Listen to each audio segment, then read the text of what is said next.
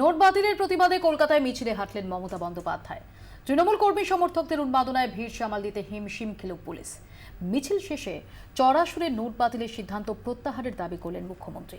শহরের রাস্তায় আগাগোড়া সেই পুরনো বিরোধী নেত্রীর ভূমিকায় দেখা গেল তাকে।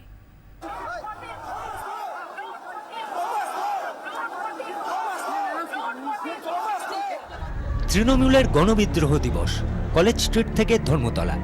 মিছিলে মুখ্যমন্ত্রী, দলনেত্রী নিজেই হ্যান্ডমাইকে স্লোগান তোলায় উজ্জীবিত তৃণমূল কর্মী সমর্থকরা।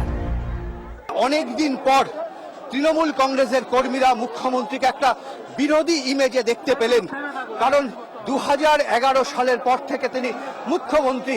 স্বাভাবিকভাবে তাকে প্রশাসন সামলাতে হয়েছে, এমন বার্তা দিতে হয়েছে মুখ্যমন্ত্রী চেয়ারে বসে।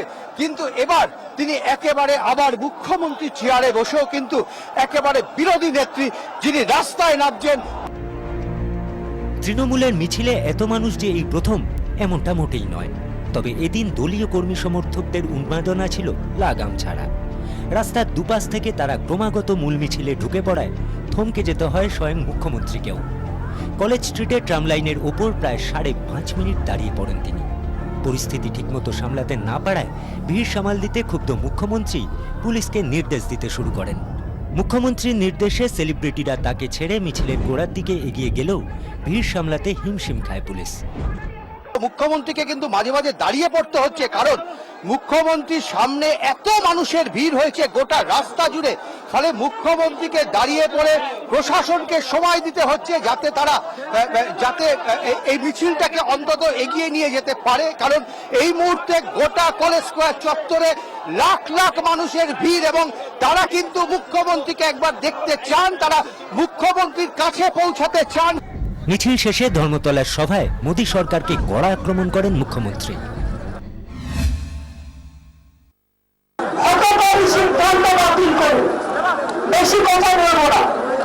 একটা সিদ্ধান্ত নিতে গেলে প্ল্যানিং করে করতে হয়।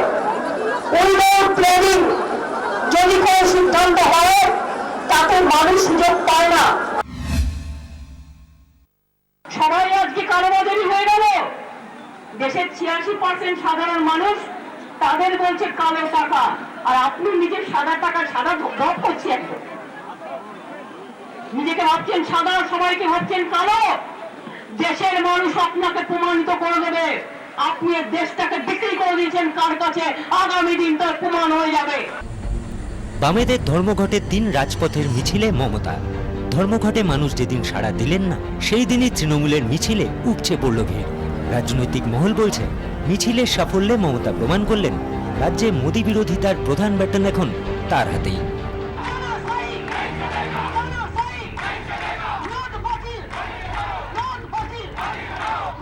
ক্যামেরায় কুণাল গাঙ্গুলি, কমল জানা, অমিত দাসের সঙ্গে শ্রেয়সী গঙ্গোপাধ্যায়, কমলাক্ষ ভট্টাচার্য ও উজ্জ্বল মুখার্জির রিপোর্ট, 24 ঘন্টা।